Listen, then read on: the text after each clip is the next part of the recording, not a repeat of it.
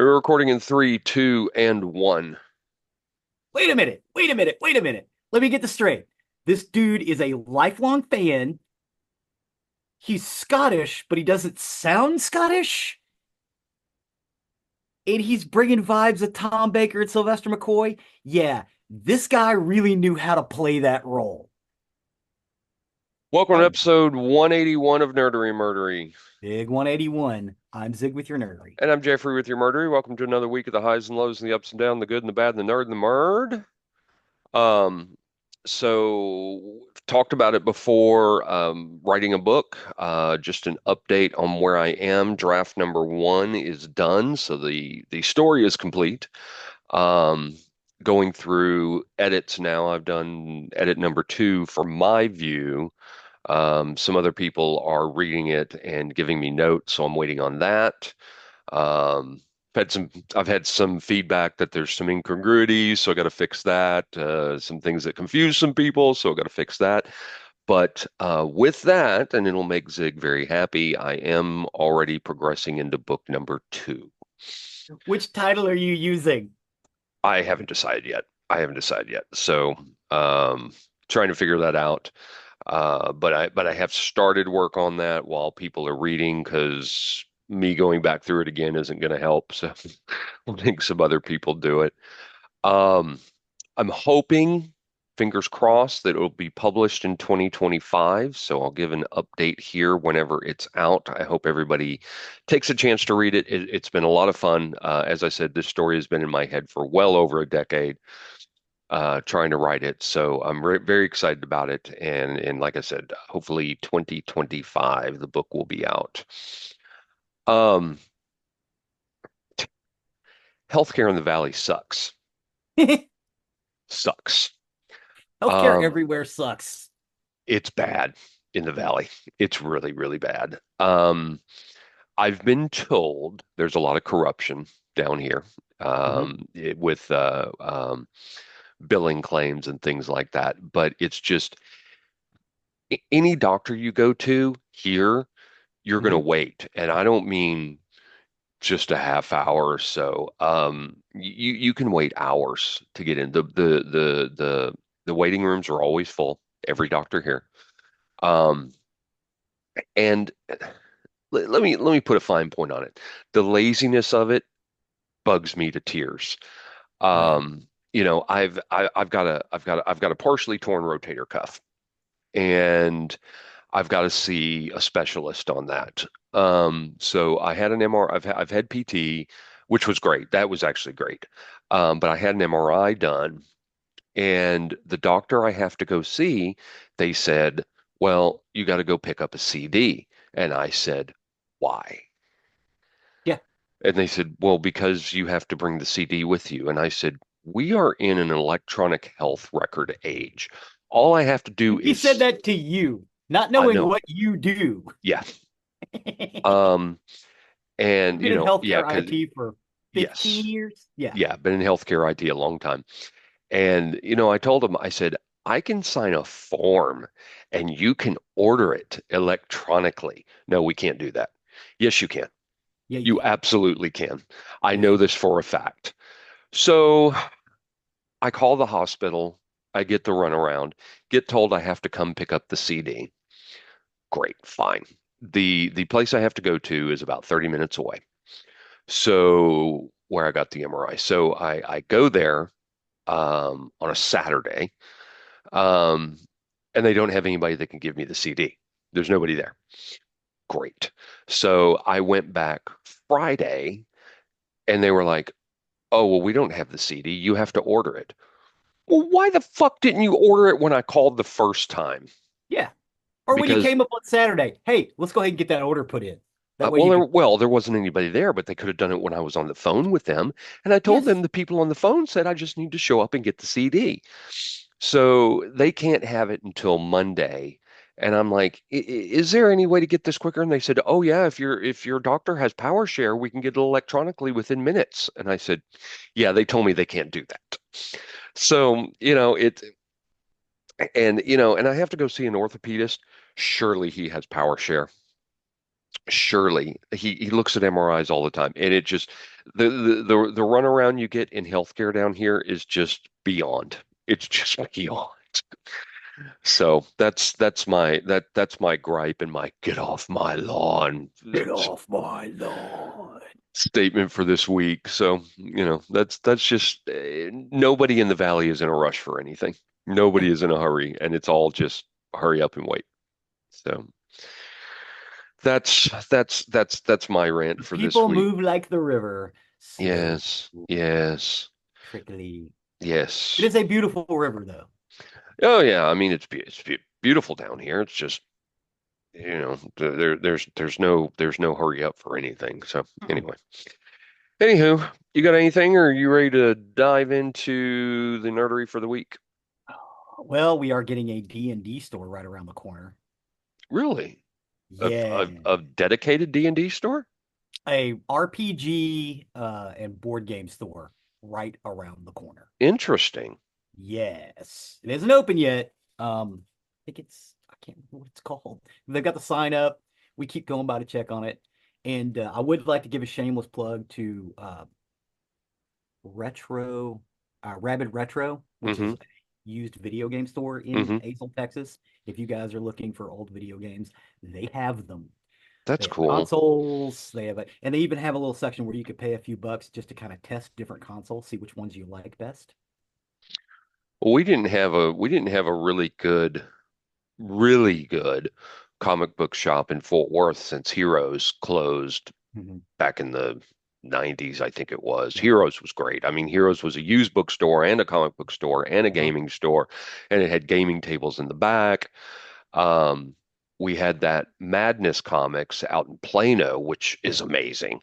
Yeah. Oh my Um, God. Madness is great. I mean, it's the size of a small grocery Yeah. store, A and good it's friend of amazing. ours who lives, she's like, hey, that's like 10 minutes from my house. I'm like, you need to go. Yeah, But you need to go and look around for a little bit, leave, get a coffee, and come back because it's going to be more than your brain can handle. yeah. She's like, like, oh, I'm Yeah, telling just you. unfortunately, Madness was so far away, but Yeah. but it was a great store. But yeah, Heroes was great. It was in Fort Worth. That's good to hear that there's going to be a good comic book gaming shop in the Fort Worth side of the Metroplex. Hmm. There Hmm. was that there was that Well, one that opened by Wedgwood Theater, but it wasn't great. It was okay. Y2K, Y2 Y2K, Comics. yeah, Yeah, it's Y2 gotten Y2K was better pretty over good. the years. Is it still there? Um, yeah, it's Hmm. still there. Um, the guys that Ron, who ran Heroes, actually is partnered with another Collected Comics out of Hmm. East Texas. I think Tyler. They've got a few shops in Fort Worth now. It's not Heroes, but you can actually go and talk to Ron. What was the one Don worked for? Lone Star. Lone Star. Lone Yeah, Star, that's right. They Don worked closed. there for years, and his kid worked there for years, and what a great comic shop. Lone Star was not bad. Lone No, Star was not bad. I mean, it was okay. they had the single gaming table in the middle of it, and Yeah. but yeah, Lone Star wasn't bad for what it was. It just didn't compare to Heroes. Heroes was so great. That I guess all comic book stores offer to let you do a pull, but Heroes was really really good about that. I had a pull there for years. Dude, used books, I always hit Heroes before I hit half price Hmm. Hmm. because usually you get them cheaper and you got a better selection. They didn't have a big selection, but it was all science fiction and fantasy. So, Yeah.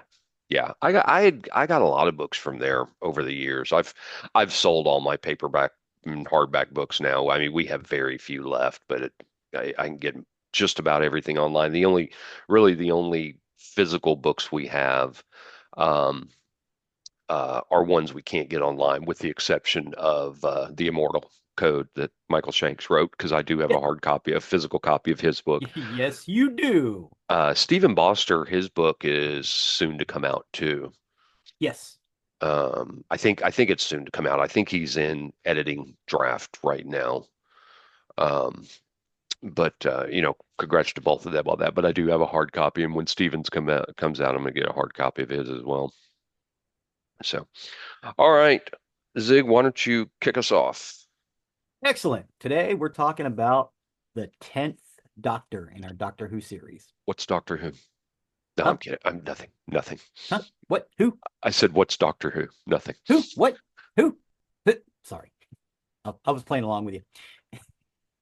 The 10th Doctor is an incarnation of the Doctor, the protagonist of the British science fiction television series Doctor Who.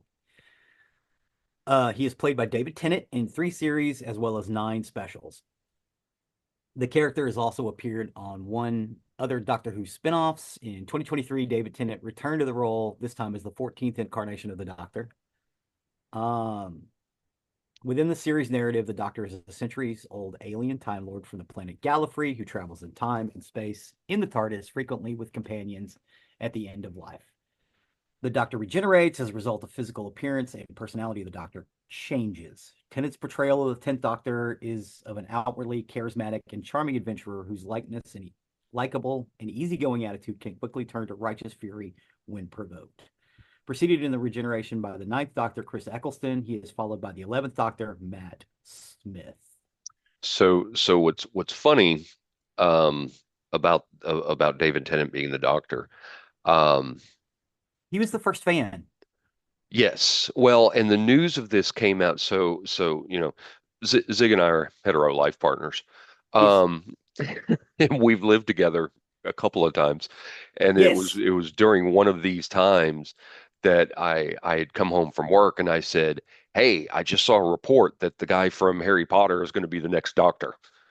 Um, because that's really all I knew him as was he played the what was his name in the Harry Potter because he played the bad guy in Oh, Goblet of Fire. Uh, I oh, can't please. think of it. Yeah, I am not a huge Harry Potter fan, I'd so have to look it up. oh, No, no, I know, but at the time, I mean, Harry Potter was so big, yes, it was huge. and he played he Bartleby Hold on.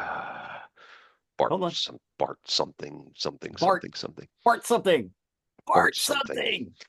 Um, which by the way, just a complete side tangent. I think it's got to be Max. It's got to be Max that's doing this because they've got all the Harry Potters. Um, they are going to do a 7 year Harry Potter run where each season covers one entire book. Yeah. So I like the Harry Potter movies. My Mhm. daughter really loved them, and we watched them all the time. Um, Barty Crouch Jr. Barty Crouch, thank you, Barty Crouch Jr. They're the movies, while good, left a ton out from the books. Yes. So the fact that every book is going to have its own season, I think is very interesting, and this will be really cool. I'm very interested to see who they're going to cast in it and everything like that. Except I do know, oh gosh, I'm 95% certain I read this right, that Peter Capaldi is going to be Albus Dumbledore. Nice. I believe I read that Nice. He's somewhere. got the eyebrows for Yes, yes. Peter it. Capaldi is also going to be in the upcoming season of Black Mirror. Oh, Yeah, God, I love Peter Capaldi. I love Black Mirror. Um, Peter Capaldi was in one of my favorite underground movies back in the 80s, late 80s. Oh God. It's just it was dark what and mysterious. what Layer of movie? the White Worm. No, I don't think I've heard of it. Uh oh my God, it was great. It was him and oh, what's his name? That was the everybody's darling in the 90s. Hugh something. He did all the rom-coms. Not Hugh Laurie. Oh my God, what the oh oh I'm seeing something different for that. That he's not going to be Albus Dumbledore. Blair Underwood is going to play Albus Dumbledore. That's interesting. oh Adam Driver is playing Severus Snape. Tom Felton is in it playing Lucius Malfoy. Helen Mirren as McGonagall. Toby Wolf is Harry Potter. I don't know who he is. I'll have to look some of these up. But I could swear that I saw Capaldi was. Well, I guess I'm wrong. I'm glad I looked it up. Peter Capaldi is Angus Flint. Angus Oh no, no, Flint. that's from Lair of the White Worm. Okay. Hugh Grant was the other person. I think that's interesting that Adam Driver is going to play Severus Snape. That's very interesting. He's actually a good actor. He gets a lot of shit from um, for playing. I'm doing terrible this morning. You just got no nouns in your head this morning. Yeah, yes, for his role in Star Wars. Yeah, yeah. Um, Kylo Ren. Kylo Ren. Thank you. My gosh, my brain is just dead today. Ben Solo. Um, yes, yes, yes, yes. Um, but yeah, God, I could swear that I saw that Capaldi was in there. Well, anyway, oh well. Carry Yeah. on. Carry on.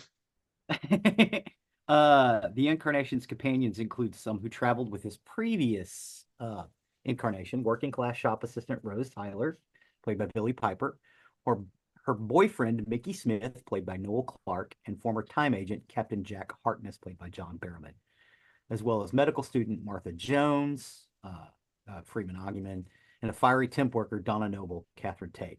He eventually parts ways with them by the end of the 2008 series finale, Journey's End, after which he attempts to travel alone for the duration of the 2008 to 2010 specials. So So, how those I specials broke down, it was actually like one season, but it took a couple of years for them to get it out. I think I'm in the minority of this. I know I am in the minority in this in my household at least. But with the exception of the most recent David Tennant return as the Doctor, Mm-hmm. I couldn't stand Donna Noble. Oh, Donna Noble's one of my favorites. Couldn't. A lot of people are. That's why I said I'm probably in the minority.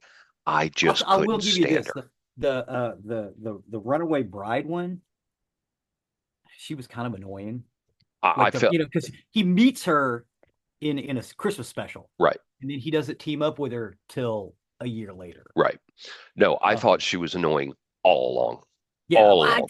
I found her a little, not a lot, but a little annoying in the Runaway Bride. And I just think it was written funny, if that makes sense. Mm-hmm. Mm-hmm. But I yeah, know a lot of people like some, and I'll even admit that some of the Donna Noble storylines mhm. are some of the best. Oh yeah. But her as the character just annoyed the piss out of me.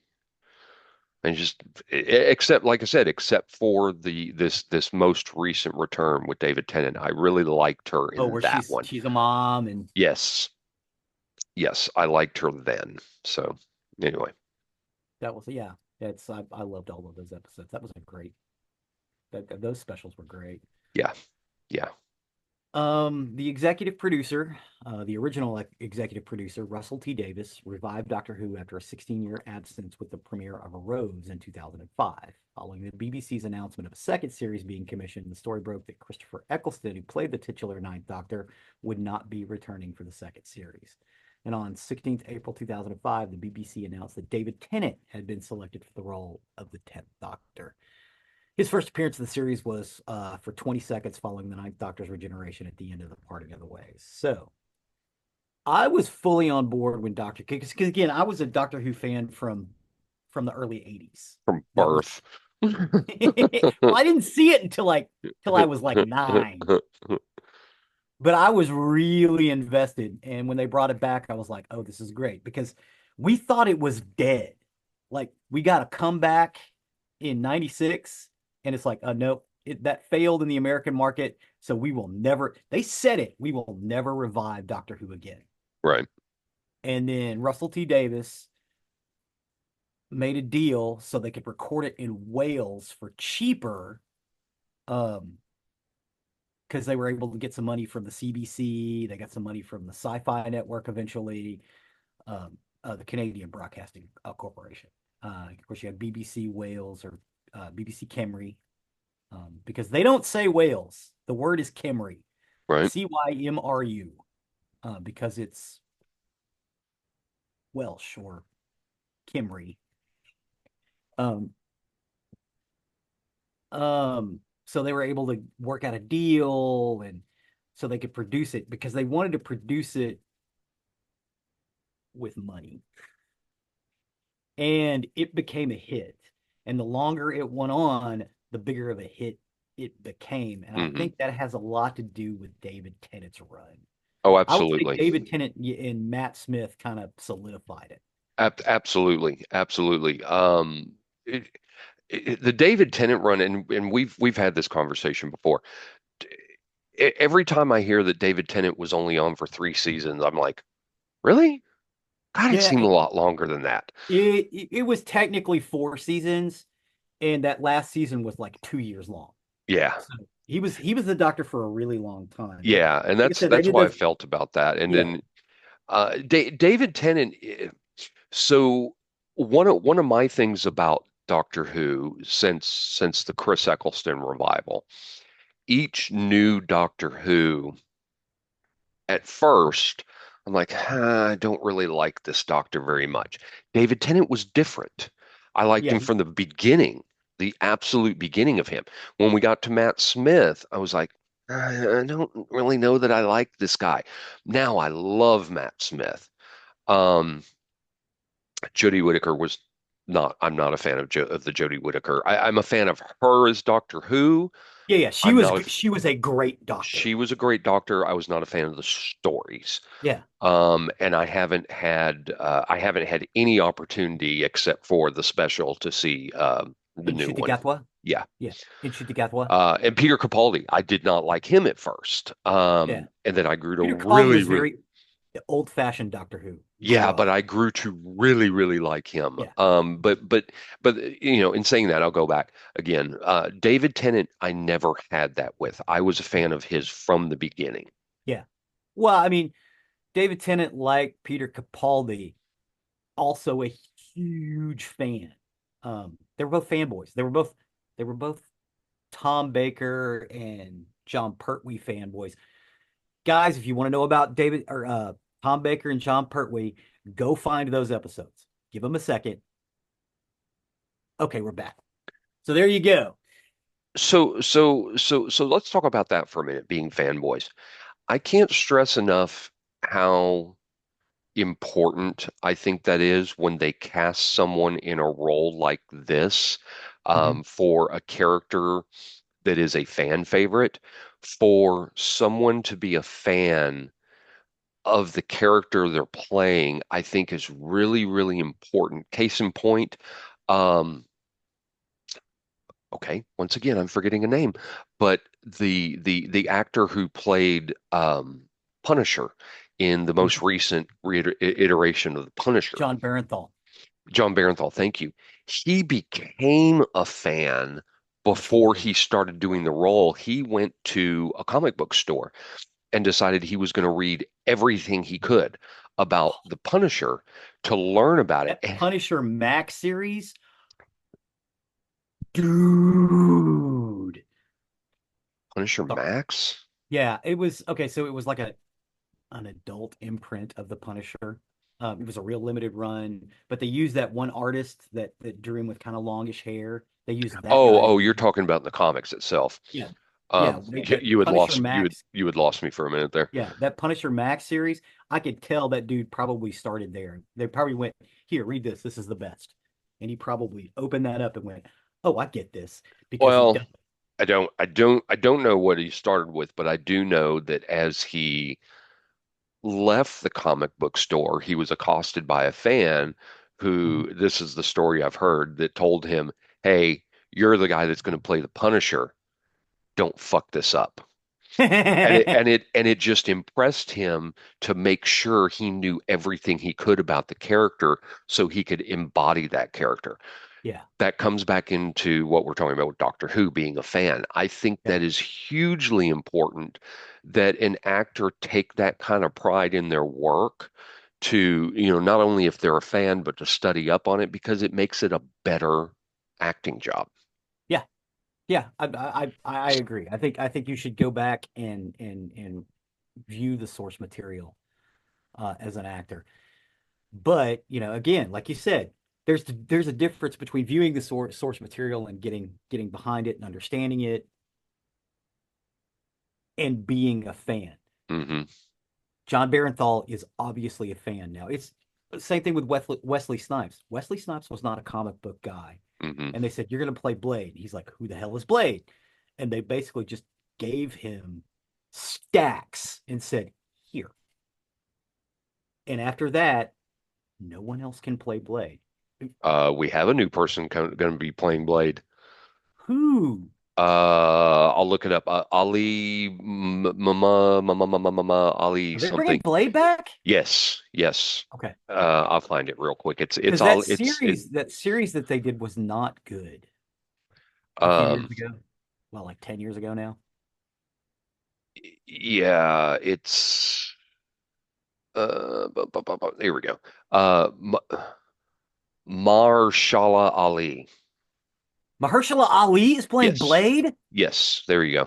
Yep, that's the new Dude. Blade. He Yeah, good. yeah. In Deadpool and Wolverine, Wesley Snipes makes fun of the fact that they're doing a new Blade by saying in the movie, "No one could ever be me," No one can ever be me. something like that. But yeah, Yeah. but yeah, that's the the new guy who's playing Blade. Oh, Mahershala Ali is great. So David Tennant's first full episode was the mini episode during the Children in Need show. And his first full Doctor Who bit was the Christmas special, The Christmas Invasion. He then appeared in the 2006, 2007, and 2008 series, rather than a traditional series run. 2009 and early 2010 featured Tennant in a series of 4 specials. Each one of those specials was 2 hours long. So, um, if you include the 2009 two-part Sarah Jane adventure story, The Wedding of Sarah Jane Smith, Tennant also appeared in 2 animated serials, The Infinite Quest and Dreamland. And in 2013, Tennant reprised his role as the 10th Doctor for the 50th anniversary special, The Day of the Doctor. And then, of course, he returned as the 14th Doctor. Um, again, I always envision him as having 4 seasons because Hmm. that last season, it was a season's worth of stuff or a Right. series. Sorry, again, it's English versus we have seasons, they have series. Um, it's just the way their television works. And I will say this, they truncated Doctor Who quite a bit because the old series, old Doctor Who, which is what they referred to, until like right before they shut it down, ran for like 10 months out of the year. Um, it was a hard, grueling schedule. That's one of the reasons why the budget wasn't always great because they had to stretch out what they had for 10 seasons. Hmm. Um, but they did what they could. And again, I don't want to cast aspersions on old Doctor Who because I love it. What they were able to do with the amount of money that they had, again, putting aside costuming because the costuming didn't cost them anything. Well, they might have had just costume jewelry and stuff like that. But that came out of a different budget. Their special effects budget, Matt Irvine, um, if he'd have had Star Wars money, that dude would have won all of the Emmys. Um, I'm surprised they didn't try to get Matt Irvine. But hey, um, they weren't looking for hiring an English dude all the way over to California. They may have offered, um, but Matt Irvine was pretty happy working for the BBC because he did it for years. Um, it's just amazing. But yeah, in the new series, it's truncated so they don't have long episodes or long seasons. But the stuff they have is punchy. It's less episodic or it's less episodic. Like it's not serialized. But they did put in a couple of 2-part episodes to kind of gather that willing suspension of disbelief or that feeling of excitement and waiting for the next one. And also they also had a big storyline, an overall story arc that ran for the whole series. Um, that they just paid tidbits to. That's all because of Russell T Davis. That he basically set that down. He's like, look, we don't want to do a serial because we don't think people will watch a serial anymore. It's just not something people do anymore. We want a series that's action packed, that children will love, that you'll get some scary monsters from, that you'll get some happy characters, be able to sell merch for, which they do. Um, but we also wanted to have a feeling that's still serialized. So we gave it that overall story arc. And they've kept doing that throughout the run. Russell T Davis basically set that down in stone, and that's what they've been working on. Russell T Davis has come back um, for the latest season, and it has that feel. Although it's a little slicker and a little more produced because they're getting a little bit of Disney money.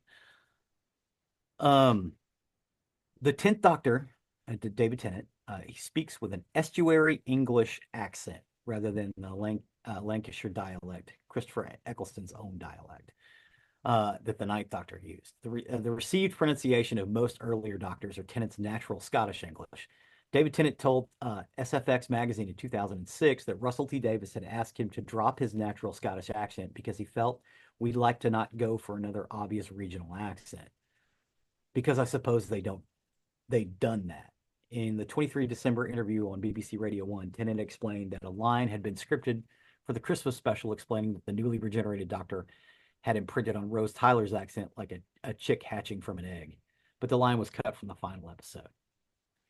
In an audiobook, The Last Voyage, the 10th Doctor states that he is not neurotypical. The depictions of the personalities of the 10th and 11th Doctor shared certain similarities, e.g., both being youthful, energetic, friendly, childlike, good boyfriend doctors. And Stephen Moffat described them, and according to Mark Gatiss, very human doctors when compared to other incarnations. Because you got to remember, the Doctor is not a human; he is an alien. So sometimes he deals with people from an alien perspective. He loves Hmm. humans, but he's not one of us. Um, he stands outside. Matt Smith and David Tennant kind of stood a little closer in, but there are still points where it's like, no, that's not how we do things. What do you mean? Well, that's not how we do things. He still has that alien perspective, but it's very in the background, um, which is what I like about him particularly. Chris Eccleston played it like an alien, um, which I like that too. So does Peter Capaldi. Um, so the Ninth Doctor regenerated into the 10th Doctor. And that's the first time we get a full on regeneration. Hmm. Um, we actually got to see it as opposed to what they used to do, where they would take a they take a still shot of one person and a still shot of the other person and superimpose them on top of each other, which was, a great trick for the 60s and the 70s. Wasn't so great in the 80s, but we actually get this gold light that now has become part of the process. Um, the doctors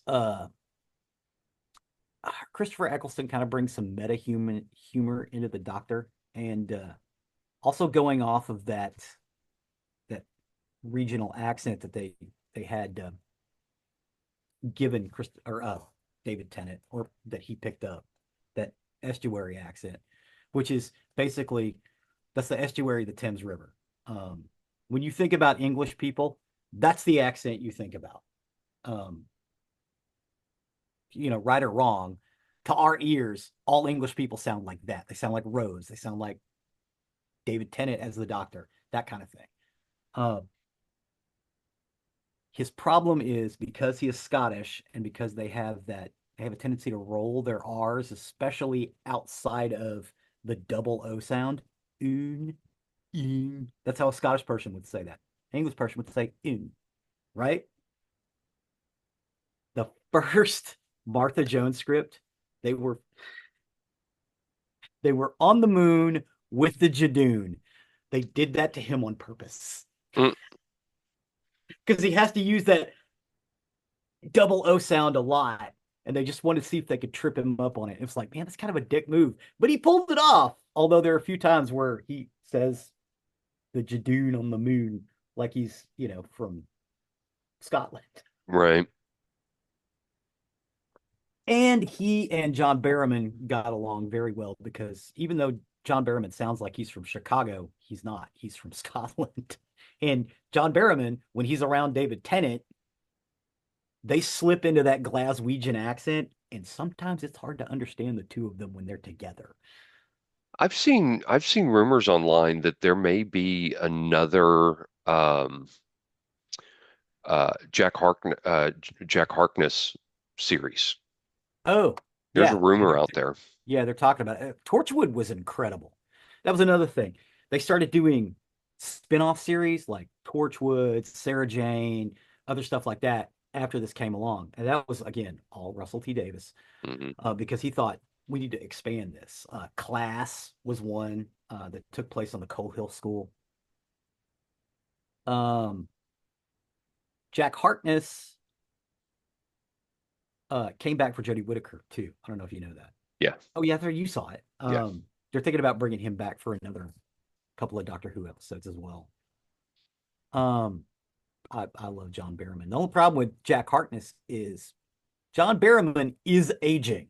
Right, Jack Harkness does not. right. Um, so they're gonna have to do a little bit of makeup work, on him because he's starting to. I mean, he's aging slowly because he has great skin, but everybody ages. Hmm. Um, they brought they brought Rose back a couple of times. They also jumped in and out of different universes. That was a big play in David Tennant's series. So Rose left and went to a different universe where both her parents are alive, and then she comes back to help the Doctor out in the big bad world-ending episodes. At one point, with a David Tennant episode, you get Sarah Jane, you get Rose, you get um, K9, you get uh, Freeman Oggyman. You just the whole crew. You get Donna. Everybody's together helping the Doctor out, and it's amazing. Some of those episodes I think are the best of the series so far. They're Rose fighting came Davros. Rose came back for the War Doctor episode too, didn't she? Wasn't she Okay, the apparition that yeah, yeah. She's the apparition that he saw. The Doomsday device spoke to him in the visage of Rose. that's there we go. That's what it was. Yeah, but I mean, yeah, Billy Piper did come back for that. She wanted to be a part of it Yeah. because she was so big. The first episode was called Rose. It was Hmm. it was centered on the companions and how the companions viewed the world of the Doctor, which is how the first series started. A lot of people don't realize it's like, well, you get everything's too companion heavy. No, no, no, no, no. You start with the three companions. That's where the story started. Every once in a while, you got to go back and do that because otherwise, you'll get a companion who spends 2 years going, "What is it, Doctor?" Hmm. Nobody wants to do that. Nobody really wants to see that. Um, you know, yes, you want some of it because the companion is us.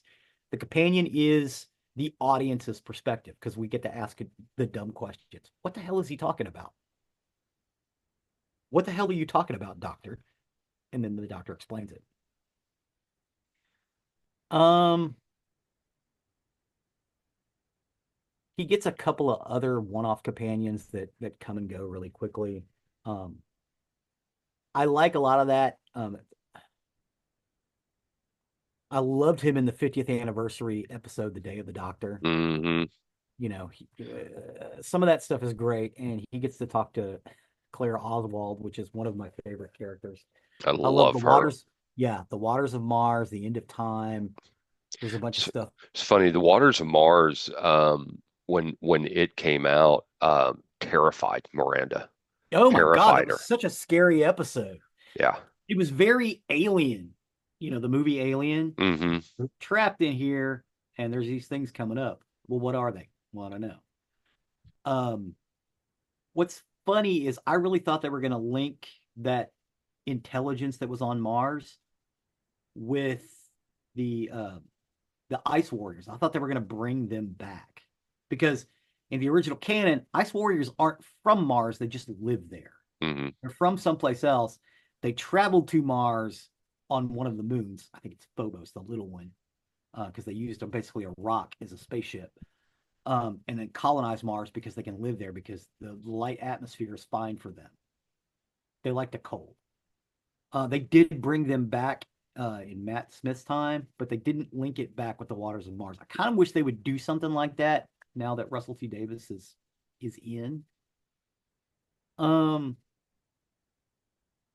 and again, David Tennant came back as 14th Doctor. We will talk about the 14th Doctor separately, so we will, that'll probably be kind of a small nerdery on that one, but I would like to actually dive deep into that. Hmm. Um, I haven't said much about, well, I don't know. I haven't said much about how I feel about David Tennant. I thought he was wonderful. I did I too. actually I actually liked Matt Smith a little bit better. Um, just because he was a little more alien. Eventually, I did as well, that I liked Matt Smith better. David Yeah, Tennant was great. David Tennant is a great actor. yes, he is. And But he, again, remembering that's not what he sounds like. mhm, Um, right. he's got a pretty thick Scottish accent, and he just hit it. I thought that was beautiful. Listen to him in Harry Potter. Yeah. Um, but yeah, I mean, he's brilliant. He was brilliant in this role. This was a great Doctor. I agree. In the end, I ended up liking Matt Smith just a little bit better. Mm-hmm. Um, and that may be more of the attachment characters, not necessarily companions, because River Song was not really a companion. But No. I liked Amy Pond. I Yeah. loved River Song. Mm-hmm. Um, Rory. Rory, Oh, see, I loved Rory. I thought it was like Rory was just like every man. sometimes there were some times where he just kind of drove me crazy, and other times he was great. But yeah, because of the side characters of Matt Smith's, I think is why I liked his better, because I liked those storylines really well. Yeah. But David Tennant was great, and I mean, it would be a 1A, 1B kind of thing, you Yeah, know? yeah, exactly. It's like, yeah, I may have liked it a little bit. It depends on the day. Yeah. I agree. Waters of Mars may have been the high point for that Waters of show. Mars gets a lot of accolades Yeah, it's because it brilliant was a and beautiful. brilliant story. Yeah, um, yeah, it's great. The dark, though, Hmm. dark. Hmm. Um, yeah, oh yeah. Um, but yeah, I can't speak enough about David Tennant. The thing I like best about David Tennant is he solidified modern Doctor Who. I think without David Tennant coming along, modern Doctor Who doesn't continue because once he left, well, they got another head writer, they got another companion. It just kept going. It's going today. Um, and there's no look of it stopping anytime soon, which is great for me because to me, it's all the same. Yes, it's a little shinier and prettier now, but it's still Doctor Who. We're still traveling around in a police box from 1963. Um, I like also the fact that he has figured out how to fix the chameleon circuit. He just doesn't because he likes the police box. I thought we didn't actually learn. Okay. I'm sorry. I'm sorry. The chameleon circuit. I'm thinking of the noise, because we don't get the noise addressed until River Song. So Yeah, no, it's the yeah, yeah, it's yeah, the chameleon circuit. He can yeah. make it look like anything. It's supposed to blend in with its surroundings. Right. But his chameleon circuit was broken. And in 1963, police call boxes were on every street in London, at the corner, because they used them for that's where they kept traffic cones, and it was cheaper than buying everybody police radios. So they could just walk over, make a phone call, and if you had an emergency, they didn't have 911 then, so you just go over, open the little door, you hit a button because it just goes directly to the police department. You can't dial a number on that phone. So it's And it's not 911 in Britain. It's different. The it's numbers are 999. different. Yes, 999. Have it's you 999. ever seen the IT crowd episode about them changing the emergency number. Oh my God. So it's like 9991111 blah blah blah blah blah. It's like 12 numbers long. I love Moss. Moss is the best. Okay, there you go. Mark it down right now. We have to do an episode over the IT crowd. Oh yeah, yeah, yeah. I keep thinking they're going to do a little bit more. That's why I haven't really written anything up yet. Yeah. No, we should we need to cover that show. Yes, I love the IT crowd Yes.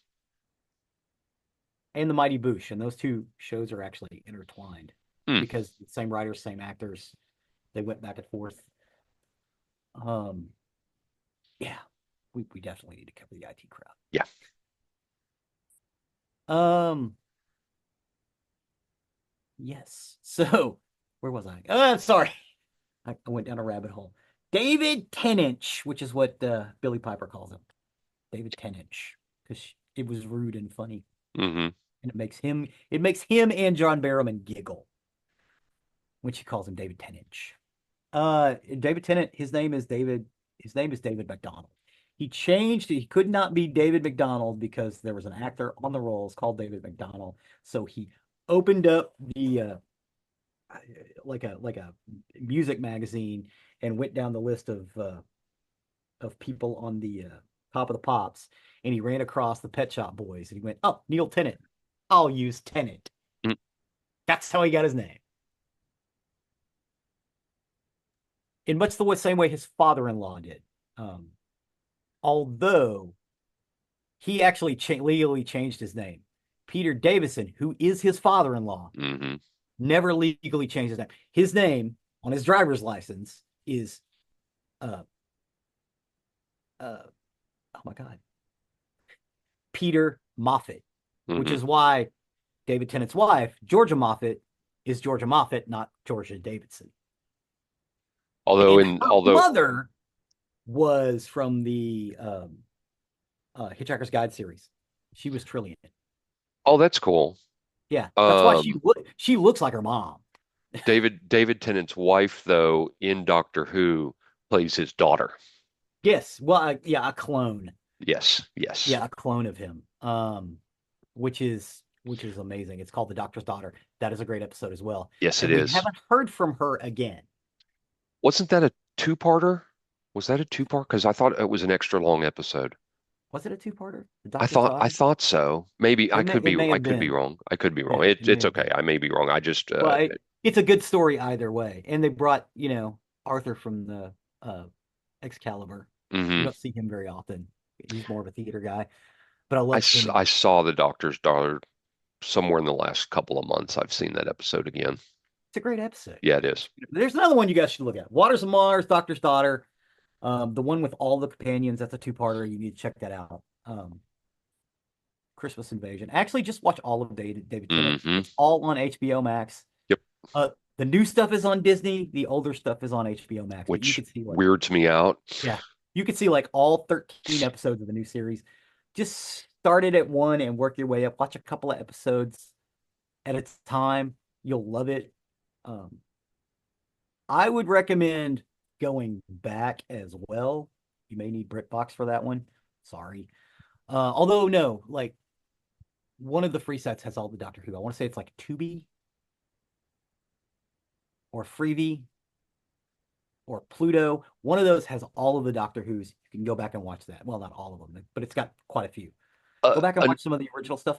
It's going to be slow. It is a serial. They have to have a cliffhanger every 30 minutes because it's yeah. a serial. It ends and then you get a new episode. Another David Tennant episode that I'm not as big a fan of the story as much as I am the acting. The episode with uh the werewolf Queen Oh, yeah, that is oh my God. is it Tooth and Claw. Is it Queen Victoria? Yeah, it's Queen Victoria. Yeah, It's Tooth and Claw is the name of this I episode. don't think the story is super strong, but David Tennant and Billy Piper are very strong in that episode. Yes. Yeah, yeah. And she's standing next to the Queen and she's like, go ahead and say it. We are not Yeah, amused. yeah. And the queen hates Rose. Yes.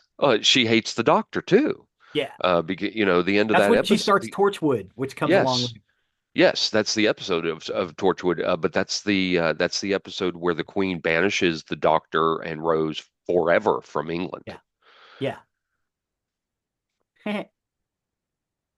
And then he gets on with Unit. Yes. Oh, oh my God, that's great.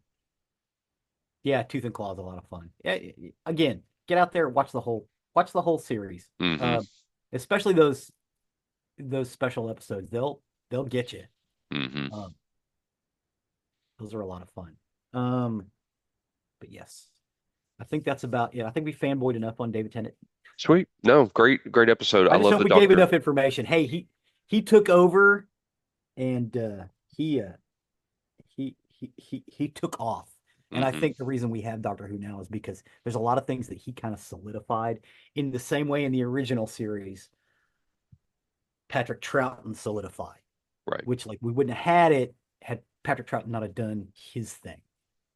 Yeah, I The love case that can be made for David Tennant. I love that we have gotten into the doctors that I am most familiar with because as we talked about before, it really started for me with Chris Eccleston, even though I saw some episodes when I was younger and we talked about in the other episodes, I just had a hard time staying with them. Yeah, But I was familiar with them because they were on PBS and I would get those. But the yeah. David Tennant Right. one was great. I tried to explain to all of my friends how great Doctor Who was. You have to have some willing suspension of disbelief. I did not have the tools to say that to them at the time. Oh, it's just great. It's awesome. Blah, blah, blah, blah. But this, you don't necessarily need all of those tools in your back. You don't have to Right, worry about, hey, oh my God, that is definitely a paper plate spray painted gray with a string on it. right. None of that's happening. No, awesome. I appreciate that. It's Yeah. a great journey on the Doctor Who's. Next, we'll be covering Matt Smith, which will also be Yes. a really good one. So that'll be a Yes. ways down the road. But yeah, thanks for that. Thank you. Um, with that, I'll step over to the murdery side of the house. Murder. Can we have a pause? So today I got my information off Medium, the Akron Beacon Journal, and Oxygen, and this is the story of the murder of Brenda Powell. Brenda Powell. So Brenda Powell lived in the picturesque town of Akron, Ohio, since she was a teenager. After she graduated from the University of Akron, she dedicated herself as her life as a child life specialist at the local children's hospital. She was devoted to her job, and by 2020, she had worked at the hospital for 28 years. Brenda was a good wife to her husband, Stephen, and a loving mother to their two children, Andrew and Sydney. The family was very close knit, and the Powell children were academically gifted, on par for bright and successful futures. Sydney, in particular, had a track record of high grades throughout her time at St. Vincent St. Mary's High School. She was heavily involved with extracurricular activities such as Girl Scouts, dance classes, and soccer, and was able to maintain her high grade point average. So naturally, her parents were very proud of her. When the time came for Sydney to select a college, the family decided together that she would attend the University of Mount Union. This university had a small campus and would allow Sydney to remain close by her family, with the university located just an hour drive from her parents' house. Even more so, Sydney had won a presidential scholarship, which partially funded her tuition and greatly eased the financial strain on her parents. She would begin classes in September of 2018. Brenda and Sydney had been especially close. Something it was noted by people who were around them. But as this was Sydney's first time away on her own, the family used the Life 360 app, which was an app that allowed Brenda and Stephen to monitor and track Sydney's location. These apps are good in their own right. Mhm. Miranda had one of those on her phone when she was growing up. And it wasn't to invade her privacy as much as it is for a safety reason. It really Mhm. is. Um, It's not like we back in the day when we take off and be back. Oh yeah, God knows absolutely. when. Before Miranda had a cell phone, she had a walkie-talkie she left the house with. Oh, nice. Um, we always had a way to contact her, and so apps like these are not necessarily bad. I hate that people think that they're an invasion of privacy. As a parent in this day and age, it is not an invasion of privacy. It's a safety thing. There is a lot of Well, not only danger in that, this you also world. protects the phone. It's like, where the hell is my phone? Yes, yes, You left it at Cindy's house. yes. Mount Union also had an app that allowed users to review a student's progress throughout their time at college, but Brenda and Stephen rarely used Yes. that because they didn't want to invade Sydney's privacy and trusted that her exceptional grades would continue. Sydney came home in the summer of 2019. She didn't discuss her performance at college, and she was very vague when they had any questions regarding how she was finding her college life. Um, in hindsight, she was struggling with her courses, and her grades were reflecting this, something it's not uncommon for a first year college student. No. However, Sydney had determined to keep this from her family because after a life of academic success and high grades, she was ashamed at how she was failing and didn't want to let her parents down. She did return to campus that fall, but her troubles got worse. She had made friends at the college and even joined a sorority by fall of 2019, but her grades began slipping. Her GPA fell from a 3.8 down to low enough to be on academic probation within just 2 semesters. By the end of the year, Sydney had received a written notice of her expulsion after she had failed out of 3 of her 4 classes, and so she was no longer a student at the university. However, despite this, she returned home for the holidays as though nothing was wrong, spending Christmas and New Year's with the family. In January of 2020, Sydney went back to Mount Union, returning to her dorm room, and she was keeping up the false pretenses to her roommate, Lauren. Soon enough, however, a Mount Union University administrator, Michelle Gaffney, contacted Sydney to inform her that she was no longer allowed on into the dorms. Yeah. But Michelle also informed Sydney that her campus key card would soon be terminated. Um, Her friends and roommates had reported troubling behavior from Sydney, including lying about being a student. One of her friends, Hannah Litterdale, said she was still going to classes even though she wasn't in them. She was trying to figure out ways of getting in the door in the building. Sydney tried to argue that she was still a student, but after being confronted about having signed the suspension letter she had received to confirm she understood she would be unenrolled from her studies, Sydney admitted that she knew she was no longer a student, but was hoping she could get this changed. Mhm. The school Just trying to administrator, fix it. yes, the school administrators offered to contact Sydney's parents to explain the situation to them, but Sydney became distressed, insisting that she had already told them, which was a lie. Hmm. Sydney agreed to leave the dorms, telling her roommate that she was going away for a little while, but not disclosing that she had been kicked out. By February of 2020, Sydney was paying cash to stay in hotels to keep up the bravado that she was still attending college. And despite going through great lengths to disguise her academic situation, on February 25th, 2020, Sydney's mother, Brenda, sent a text message to her daughter that read, quote, "Why do I always feel like you're scamming me? Just remember you need to keep the grades to keep your scholarship." Sydney sent a very rude reply, which said, quote, "My grades are good. Thank you very much." Brenda's momentary suspicions were raised further when Stephen had tried to log into the university portal to pay a check for Sydney's tuition, but strangely the website kicked him out and he was denied access. Stephen asked Sydney why the portal wasn't working, and she replied it was a website issue and she would look into it for him. To him, she had always been a trustworthy child, so he didn't think there was any reason not to believe her. On March 3rd, 2020, Stephen unexpectedly received an urgent phone call while he was at work from the Mount Union University officials who informed him that Sydney was no longer enrolled at their university. When he asked how long this had been the case, they responded, "You'll have to ask her." Stephen was shocked that Sydney had been lying about attending college while he had been writing checks to pay for it. After checking the Life 360 app to see where his daughter was, he could see that she was actually at home. So he immediately left work and decided to go home to confront Sydney. Once she was questioned, Sydney told him that she was having a little trouble on her course, but she was still attending classes with her roommate. He believed her and he encouraged Sydney to go through the semester and assured her she could take the summer off if she needed to and they would work through it. This kid is working really hard to show that she is still there. Something's broken in this kid.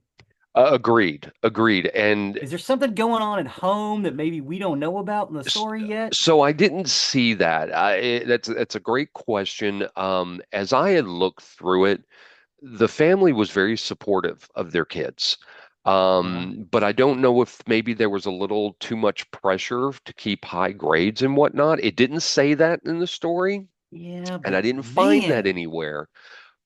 And it could be that she was just too hard on herself. yeah, You'll kind that's of have distinctly possible. Yeah, it's you'll what I'm saying. you'll kind of have to decide for yourself on that one Right. because Okay. it's not really clear in any of the research I Okay. But had. I'm not crazy thinking, wait a minute. Right, right, Because I get it, yeah, you're trying to make things better. At some point, you got to go, look, this ain't happening. right. Um, she did get emotional and told her father how her friends had things figured out, but she didn't. Once again, being hard on herself. Hmm. Stephen then suggested that they call Brenda to come home from work and talk to Sydney. Brenda was a very empathetic woman, knew how to calm people in emotional, stressful situations. She had to do the same thing when dealing with her cancer patients. Hmm. So when she heard her daughter was distressed, she left work and began to make her way home. Stephen decided to head back to work before Brenda arrived home. Hmm. Over the next hour, Brenda and Stephen kept in touch over text, and at 12:41 p.m., Stephen sent a text which read, "quote What did you discuss with Sydney?" But Brenda never replied. Earlier that afternoon, Brenda had contacted Mount Union University and left a message asking to discuss Sydney's situation. Hmm. When college administrators Michelle Gaffney, who we mentioned before, and Dean Frazier had arrived back to the office, Dean Frazier had returned the call. At 12:36 p.m., Brenda had picked up the phone. As Dean was introducing himself, he was alarmed to hear a blood-curdling scream followed by an extremely loud thud. Michelle Gaffney was sitting near to Dean at their desk and heard a quote, an expulsion of air like the air was being knocked out of somebody. This was then followed by more repeated thuds and continual screaming. And as Dean and Michelle called out to Brenda asking if she was okay, the phone line cut out. They called back but received no answer. And on the third attempt, just 3.5 minutes later, someone finally picked up the phone and Dean frantically asked Brenda, "Is that you? Are you there?" A voice responded, "Yes, this is Brenda." But the voice was not the lady he had been speaking to just minutes before, but it was one which Michelle Gaffney recognized instantly. It was Sidney Powell. Dean replied to the voice on the other end of the line saying, "Sydney, I think this is you. This is not Brenda." And then the line instantly went dead. Disturbed by what they had heard on the phone, Dean and Michelle called the Akron State Police and asked for a welfare check on Brenda Powell. Yeah. Stephen soon received a call from a police friend who informed him there was a disturbance at his home. He called the house and spoke to Sydney, who became hysterical when she heard the police were on the way. Meanwhile, Sydney began to work staging the crime scene. She broke a window to make it look as though there had been break-in to align with the story. She would go on to tell the police that there had been a break-in and that her mother had told her to flee the house. When investigators They're arrived, on the phone with someone. I know. Well, investigators arrived to the scene. They noted blood on the outside door of the frame, meaning the window must have been broken after Brenda had been attacked. Hmm. There were bloody footprints in the home that matched those of Sydney's. And she was actually found by police at the end of the driveway. Her eyes were rolled back and she continuously scratched the ground until her fingers started bleeding. This hysteria soon died down and she entered a catatonic state, laying on the ground in a fetal position as the enormity of what she had done hit her. The police found Brenda inside the home with life-threatening cuts and wounds, lying in a pool of her own blood in the master bedroom. She had been struck many times with a cast iron frying pan and then stabbed repeatedly with a steak knife. Um, She hit her with a cast iron frying pan? Multiple times. Dude, the amount of force that kid had to use, Hmm. even the small ones are heavy. Yep. These were all kitchen tools that were used by Brenda to cook family meals, and they had been weaponized and they were against her and they lay by her side. But unfortunately, Brenda would pass away to her injuries not long after. A forensic pathologist would conclude that she had died as a result of multiple blows by the head, followed by, here we go, 23 stab wounds to her neck with a steak knife. 23 to her neck. with a steak knife, Mm-hmm. which Mm-hmm. is serrated Uh-huh. in the neck. 23 times. That wasn't a fast process. No, no. No, no, that would have because a steak knife's meant to saw. Yeah, Yeah. yeah, Good I God. know. Brenda did have defensive wounds on her arms and her hands that showed she tried to defend herself during the attack. Sydney was promptly arrested and charged with her mother's murder, felonious assault, and tampering with evidence. Stephen, he was desperate to keep the family together, and he begged for his daughter's charges to be dropped, stating that Brenda wouldn't want that to happen. Doesn't matter. Murder's murder. Yes, it is. You can't just drop the charges on murder. Yeah, simple assault. Yeah, Yes, yes. she'd have just hit her. And They did get Sydney an attorney, and that attorney argued that Sydney had mental health issues. Do you think so? During a psychiatric examination, Sydney stated that she only remembered her mother sitting on the couch comforting her and that she didn't remember anything after that. However, she did claim to have flashes of the day, which she claimed she heard voices, crying, and felt the need to get away. She ended up being held at a psychiatric hospital in the months after her mother's murder and was eventually diagnosed with schizophrenia. oh no. Yeah, you know what? And that usually hits them right about 17, 18. Right. We've had several episodes where we've talked about that. Yeah, they're perfectly fine, fully functioning at about 17, 18. That schizophrenia switch blips Mm-hmm. and Mm-hmm. they're not equipped to handle it. Nope. I've got a couple of schizophrenics in my family. I was afraid about it when I was like 17, 18. I Sure. was like, ooh, I hope Sure. this doesn't happen to me. She was treated with medication and she became stable enough to stay with her family while awaiting trial, which was delayed during the corona pandemic. Yep. Three psychologists examined Sydney and concluded she was a schizophrenic, arguing that Sydney killed her mother while in the middle of a psychotic break. Fugue state. Uh-huh. Her defense attorney, Don Malarsick, stated, quote, what all three of these doctors said was that she was experiencing long periods of lucid thoughts, but they were interrupted by serious and significant psychotic episodes.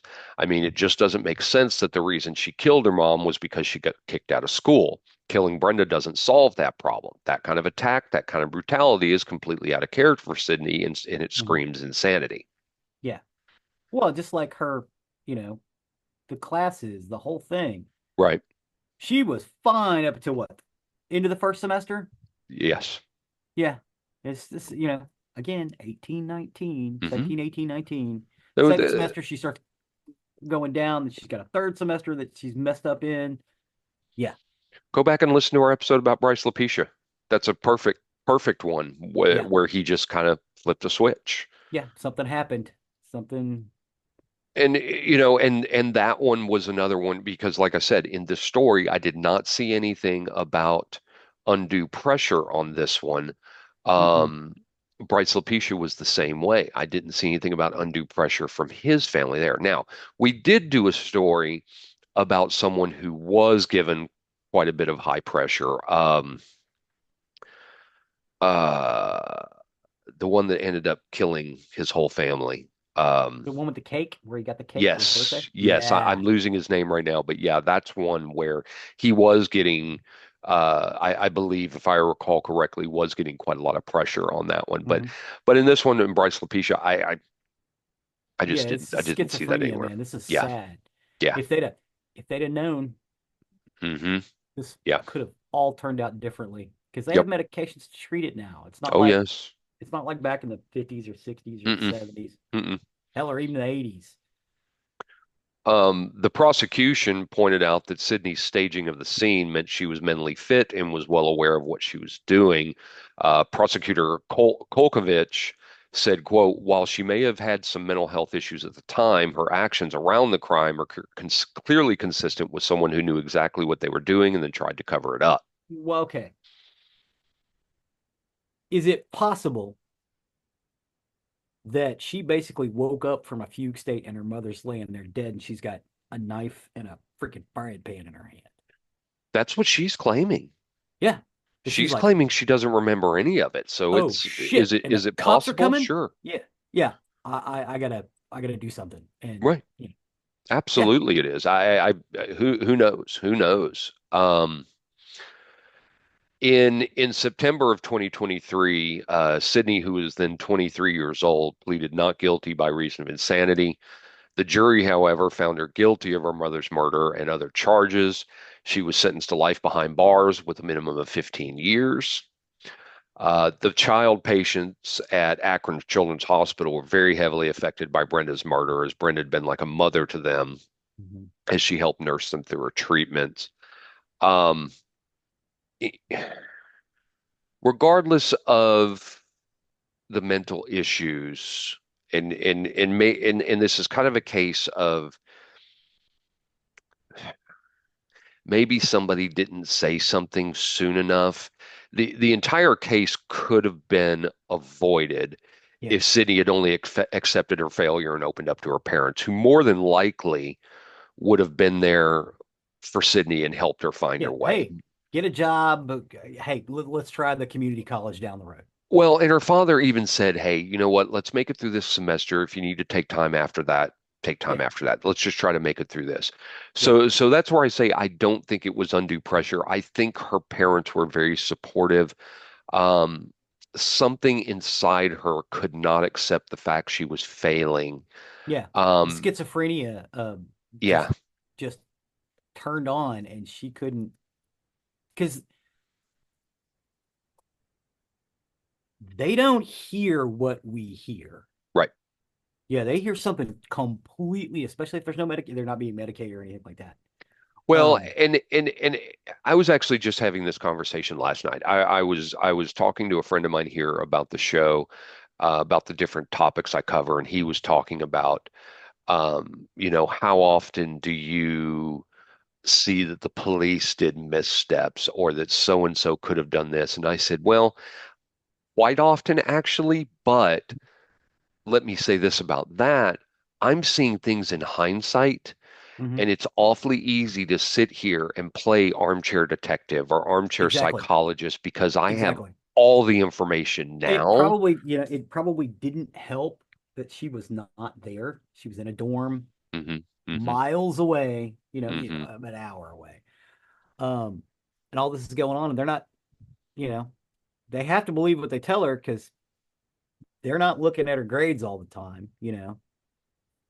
Yeah, and that was fears I had for Miranda going so far away for college. I really wanted her to be closer to home just in case anything happened. If she needed to come home, if she needed Yeah, to if she pops get hot with time away. schizophrenia. Yeah, I mean, I don't think she was going to. I No. mean, but Yeah, but but yeah. but I mean, just on the chance that anything were to happen, I hated her to be a plane ride away Hmm. versus a quick drive away. I mean, at one point, uh, we were looking as close as up in Oklahoma, which was about 3 hours away, Yeah. versus much much farther away. So it was a fear I had. It was definitely a fear I had that something would happen and we couldn't get there quickly. Hmm. Um, so yeah, I agree that that's part of it here as well. I don't know what could have avoided this. I don't know. Were there signs of Sydney breaking down that her friends saw and they just didn't say anything? And I don't know that that's not the case. I don't know. Did they say something and people ignored them, And just ignored or them. did they not say anything because they weren't seeing it or they were ignoring it themselves? I don't know. Yeah. This entire case was avoidable. Yeah. Entire case. Oh yeah. Yeah. It's Um, sad. yes. Yes, it's very, very sad. And it just goes back to we say it all the time, all the time.